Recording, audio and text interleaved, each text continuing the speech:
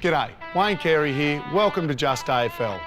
When you go to the footy, number one, you want your team to win. But it's even more satisfying when you win a close one. Over the years, there's been some titanic battles that have gone down to the wire and forged some great club rivalries. On today's show, we'll be looking at some of footy's classic encounters.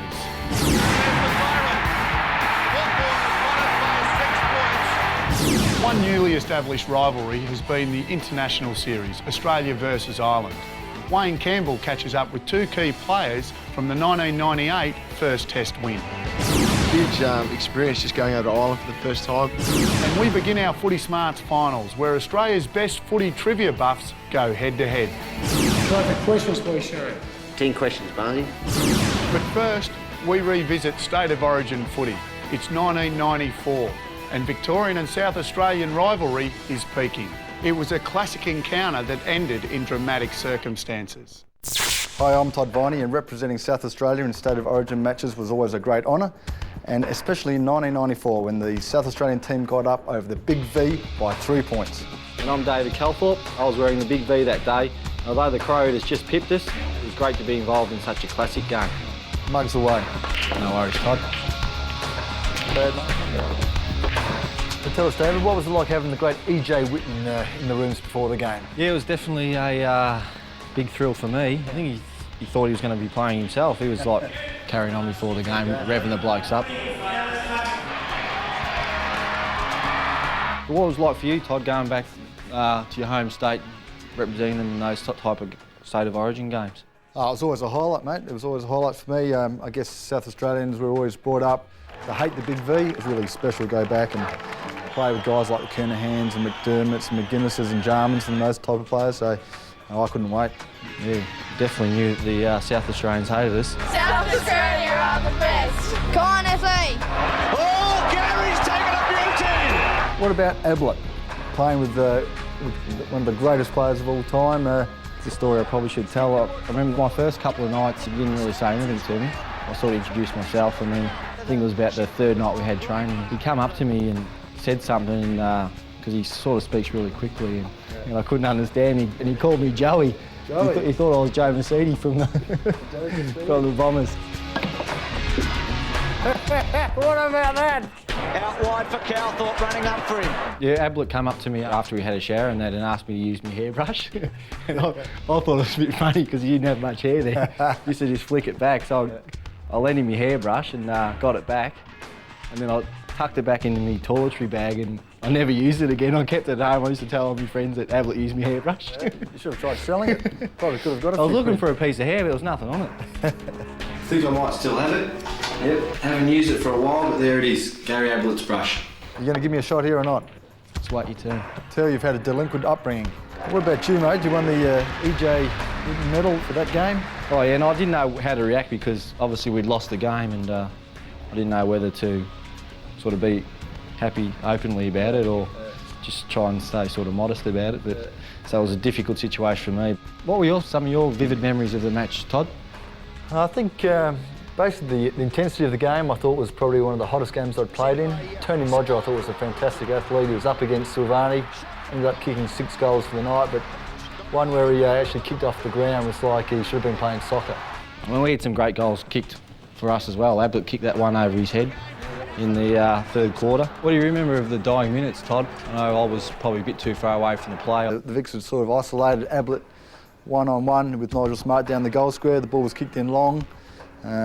Ablett tried to really use his strength, body strength, and actually slung Nigel Smart out of the contest to the ground. He picked up the ball really quickly and snapped it over his shoulder for a goal, which put the Vics in front, but obviously it was definitely a free kick, We cleared and virtually the siren went straight away, so the Mighty Crow was up by 3 points, but I know you guys whinged about the free kick, but fair dinkum, if that wasn't a free kick, I've never seen it.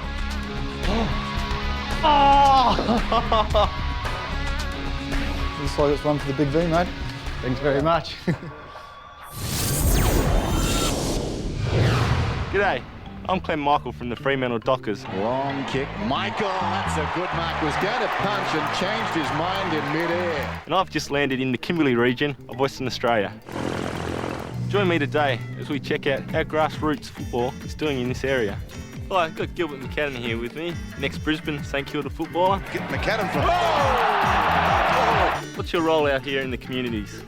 Yeah, Clemmy, I basically promote and develop the game, and my area is the East Kimberley region, and I cover a radius of about 1,000 kilometres, and that's basically what I do through the schools and the communities. You know Paul Salmon? Yeah, he's one of my favourite players. I don't even know Matthew Lloyd. Matthew Lloyd? And Michael Long. And Michael Long? Yeah. And what's your favourite team, young lady?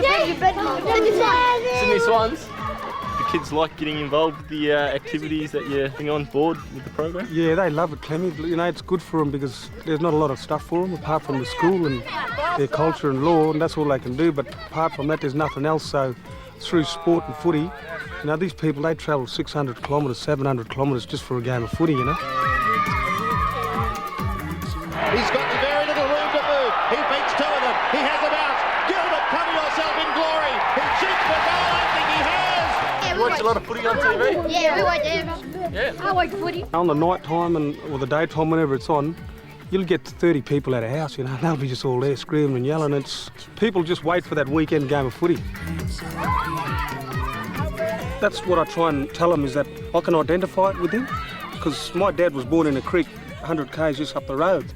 And when I tell them that story, and then it leads into me and my brothers that played AFL footy, that's what I tell them, is that it doesn't matter where you come from, you can achieve anything you want to if you want to. Hey, listen! Hey, you mum! No cheating, all right? You know, I think when people like us come out here, I think it's uplifting for them, because they don't get to see a lot of people. Through football and AFL, it's just magic for them, you know.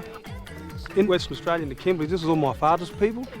So I'm feeling proud about coming back and giving my father's people a hand and showing them one day, you know, they can do it.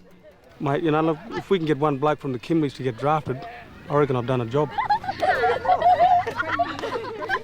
Through the Auskick program, it's great to see our game grow in such remote parts of the country. It's fair to say the Bombers have been involved in their fair share of classic encounters, but the 1996 preliminary final against the Swans was a nail-biter. 48 metres from home. It's a high kick. He's there. He's gone. Scored on level. Scores on level. Listen to that roar.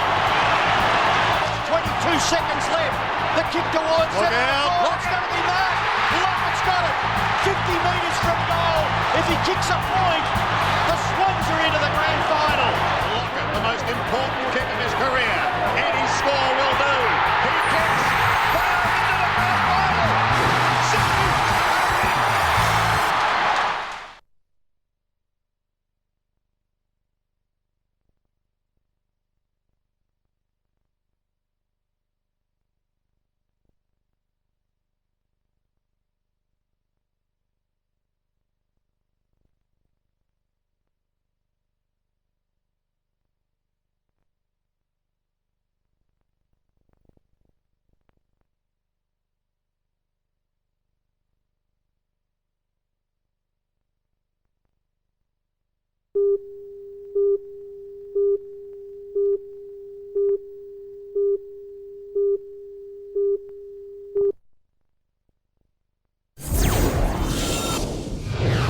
Hi, Wayne Campbell here. In 1998, I was lucky enough to tour Ireland with the Australian team when the International Rules Series was revived. The first test, played in Dublin, was an absolute cracker as the Aussies were victorious by just 1 point. Two guys who played an integral part in that game, the Bulldogs' Brad Johnson and Nathan Eagle. How you going, boys? Good camo. Do you remember that back then in 1998? Oh, it was huge experience just going over to Ireland for the first time, and then obviously, you know, playing in a winning game first up, so it was just a great experience. Nathan, what do you remember of the game? Oh, it was just an awesome chance to get out there on Crode Park and mix it with the Irish. It was great for the first time. From my memory, we struggled a little bit in the first half with obviously the round ball, but we got used to it, and then there were some big incidents in the second half with David Neitz. Knock over the back for a goal. He's got an under as well, so yeah, there was a lot. And then obviously Camporelli, I think Scotty kicked the winning point. Australia leads 62-61. You never actually think you're going to play for Australia, because we play a local game, but then to sing the national anthem and have everyone there was quite an amazing feeling. I didn't think that I would feel before we went over there. Shane Crawford was by far the funniest bloke on the trip, just with the fact that his commentary was outstanding all trip. And it's about 3 kilometres just down the road there. And staying at a castle, and it was just unbelievable going in there and staying in a place like that. You just sort of dream of it. So it was just an excellent trip. 6-pointer, sensational. Got us back in the game. Take us through it, mate. Good on you, Fluke. Eagleson, a goal! First goal for Australia, Nathan Eagleson. Nathan, your first 6-pointer, that was pretty special, wasn't it? Oh yeah, just Jeff Farmer tackles one of the Irish blokes, and I was happened to be in the right spot, and then just put it on the boot and bang, it went away, and I was wrapped about it. I've never seen a bigger celebration after a goal. Had the arms in the air, didn't he? Celebrating big time. Smiling bigger than yours. Yeah, exactly.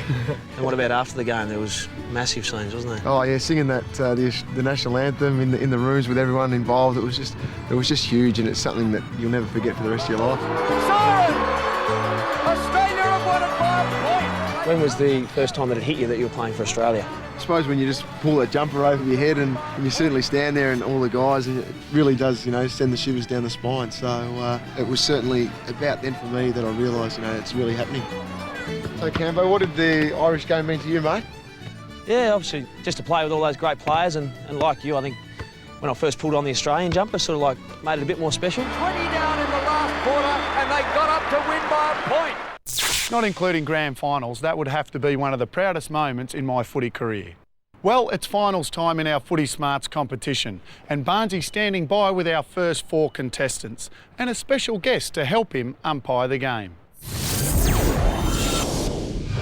Thanks, Duck. Well, we've finally reached the first semi-final of Footy Smarts. And to sponsor the finals, we have a brand new AFL product in Cheers Chips. And over the next 4 weeks, you'll see some of Australia's best footy trivia buffs. And with me, I have Shane McInerney. He's traded in his whistle for his clipboard. How are you, Shane? Great, Barnesy. Good to be here during finals time. Thank you, mate. He'll be taking all the line ball decisions. If there's any hard calls, you're the man. And for our first semi-final, we have... Daniel, Victoria. Byron, Victoria. Brad, South Australia. Donna, Victoria. Can I have the questions, please, Shane? 10 questions, Barnesy. Thank you. Question 1. Collingwood rookie Ryan Loney was a twin brother who plays for Collingwood. Byron. Yes, Byron. Brad. Oh, dead down. Ryan Loney has a twin brother who plays for Hawthorn. What is his name? His name is Nathan Loney. Who was the Adelaide Crows' first coach when they joined Byron. the competition? Oh, was that a line ball decision? It's a close one, Barnesy, but I think Byron just got in ahead of Brad. Yes, Byron. Graham Corns. Correct, Amundo. Richmond defender Darren Gaspar was the #1 draft pick back in 1993. Selected by which club? Byron. Yes, Byron. Sydney. Oh, he's on fire. What does Hayden Kennedy do in the AFL? Byron. Yes, Byron. Umpire. That is correct. He is a field umpire. Who was Sydney's leading goal kicker last Byron. year? Yes, Byron. Michael O'Loughlin. This is a freak. Yes, Michael O'Loughlin kicked 53 goals. Well, that's it. Who won? Well, Barnesy in a runaway victory. Byron's won with 6 points. Well, that's the end of our first final. There can only be one winner, and that is Byron down the end. For the rest of them, they get these beautiful Cheers potato chips. Well done, Byron. I'll see you later on in the grand final, mate. Good man. There you go, buddy. That's back to you, Duck. Thanks, Barnsey. Time now for our top 5. And this season, we've seen some heart-stopping finishes. Here's 5 of the best. Punts it back in again. High ball, watch for Modra. Up he goes, couldn't hang on. Bounces back to Modra. What's the difference? 9 seconds to go. Kicks towards midfield. Big leap by Coops. Loose ball, Walker. Wrestle to the ground. That will be it. Dockers will go down. A point the difference. Down to the forward line. Harley defends. Billy's Nichols again. Here comes Billy. He could kick it now and he'll be safe. He doesn't even have to. Geelong has recorded an extraordinary victory. A loose one. Jones couldn't take it. Shannon Grant. They've got the time on their side. David King. Out comes Sam. David King. He's caught. He got rid of it. Clayton. Shane Clayton. Got to keep it alive. Got to keep it alive. It's out of bounds. They've got the time is still going. It's all over. Goodman goes for goal. It's in the goal square. It's a goal. It's unbelievable. This is what's put them in front of the net. Schwartz was wonderful to Leon Shirley. Leon Shirley's going to kick it. He's done it. Tremendous stuff. Uze's kicked the centre half forward. The Demons have won it. Severio against his own team. They are in front. Anthony Rocket kicks the goal. I think he's missed it, has he? He's missed it. Still there a chance. Pickett. Cochran. They've done it. The Kangaroos have done it.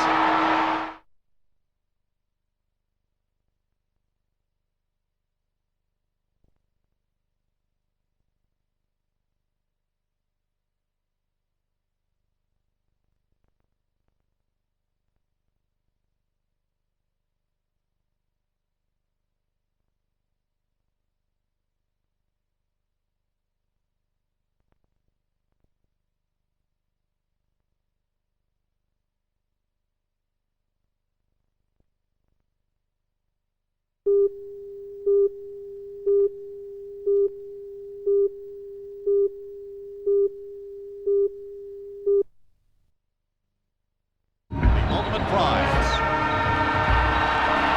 Grand final. Welcome back. Joining me now is a former player who played in one of the closest grand finals of the modern era. Well, Dermy, how are you, mate? Good, Dak. Mate, it must have been a great game to be involved in. Yeah, it was pretty hard. It was just about the most gratifying win I've ever taken part of. Well, most people that watch footy know what happened at the start of that game. Was it one of the most physical games you've been involved in?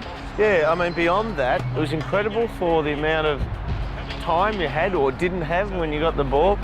Just everything seemed to get it, bang, and they were on you. And then pocket just here, I had a little bit of a scuffle after I got taken down as well. But Dipper copped an awesome hit as well from Gary Ablett. And, I mean, there was some blokes who really stuck their hand up on both sides.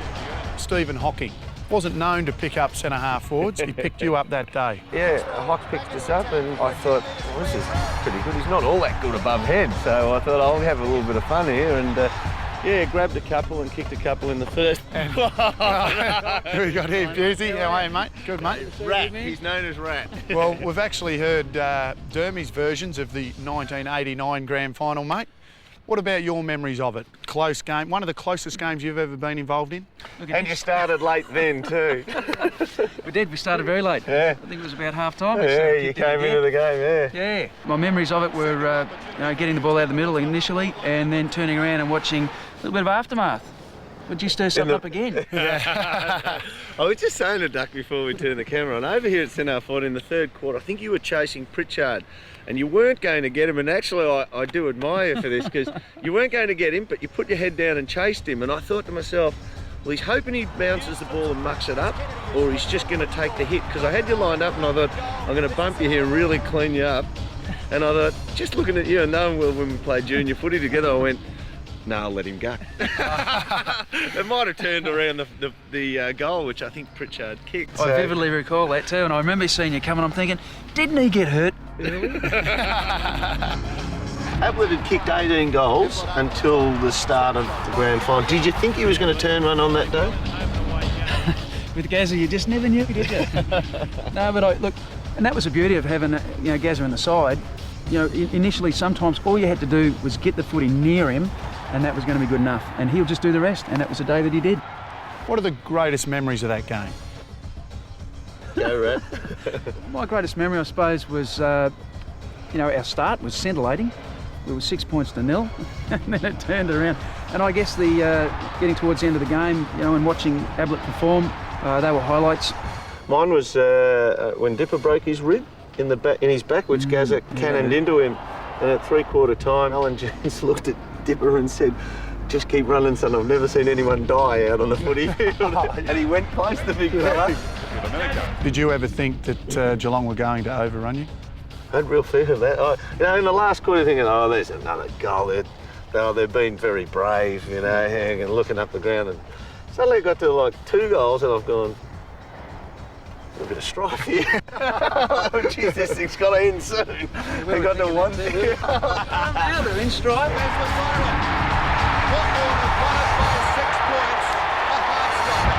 At the end of the game, all I remember was removing Dipper's elbow from my eyeball and getting stitches put in it. But no, look, it was just, shattered, knew the score. You know, I knew we were about halfway down the ground on the wing. Actually going back to Hawthorn's goal too, by the way. So when people say, had it gone another minute, I always say, yeah, Hawthorn would have got a goal. Yeah. No worries, Busey. Thanks very much, mate. Thanks, Termy. Hey, Duck. One of the best grand finals of the modern era. After the break, we hear from a Carlton legend who has been involved in many classic encounters in his 16 seasons.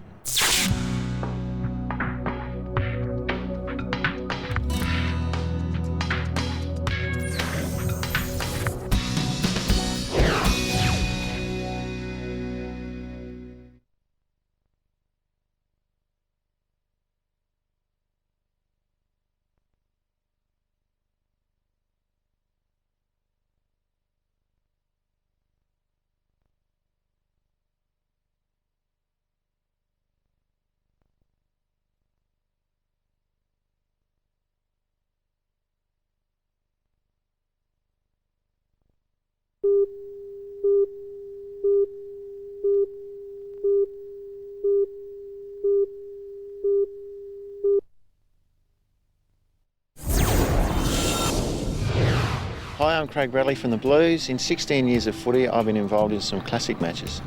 Bradley gets it. Fantastic. Ones that come straight to mind in the premierships. Bradley shot for goal. It's the first goal of the grand final to the Blues. I guess grand final day is always special, and even from the word go, you get to the ground and obviously you're really nervous, big crowd rolls up. Just the whole pre-game hype and preparation's fantastic, and then when you run out, it's a fantastic feeling, and certainly to win the game at the end of it, the elation and relief you feel is well worth all the training that you do. The 99 preliminary was obviously a massive game for us. I remember Cooter just running wild in the last quarter, grabbing everything in sight, and we just had to get out of his way because he just took over from whether it was forward or back. He was awesome that day. Been sensational. And then when Brownie did that magnificent tackle and Murph took off with it, and then the siren went and it was pandemonium. It was fantastic. Another classic game was in '97 against the West Coast Eagles, a night game, and I remember Steve Silvani kicked 5 or 6 goals and it was inspirational, and it was a tough win for us. And Sauce knocked himself out, I think, late in the game going for a mark, and he was just inspirational as usual, and that one stays vivid in my memory too.